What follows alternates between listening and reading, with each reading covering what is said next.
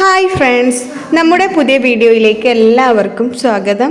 ഇന്ന് നമ്മൾ ഉള്ളി നടാനാണ് കേട്ടോ പോണത്.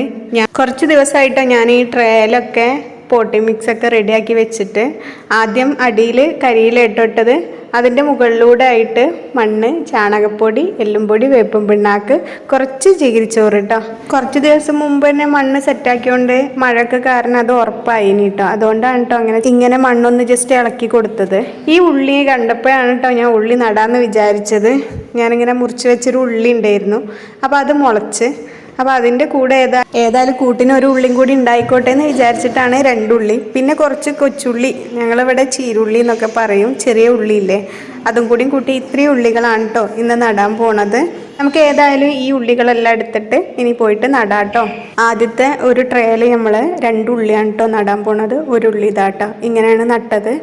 മുകൾ ഭാഗത്തേക്ക് ഈ മുള വന്ന ഈ രൂപത്തിലും കുറച്ച് മണ്ണിൽ വല്ലാണ്ട് താഴ്ത്തിയിട്ടില്ല, കുറച്ച് മുള കാണുന്ന രൂപത്തിലായിട്ടാണ് കേട്ടോ വെച്ചത്. മറ്റേ ഉള്ളി ഇങ്ങനെ 2 സൈഡിലായിട്ട് 2 ഉള്ളിയാണ് കേട്ടോ നട്ടത്.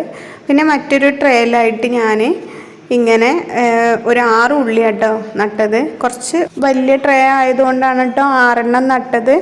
പിന്നെ ഇത് ചെറിയ ഉള്ളിയല്ലേ, അതുകൊണ്ടുമാണ് കേട്ടോ.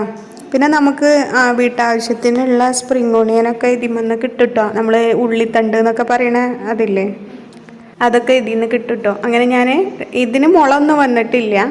ഞാൻ അതിൽ നിന്ന് നമ്മൾ വീട്ടിലേക്ക് കൊണ്ടുവരില്ലേ, ഉള്ളിയൊക്കെ വാങ്ങിച്ചുകൊണ്ട് വരുന്ന അതിൽ നിന്നുള്ള നല്ല ഒരു 6 ചെറിയ ഉള്ളി എടുത്തിട്ട് നടുകയാണ് കേട്ടോ ചെയ്തത്.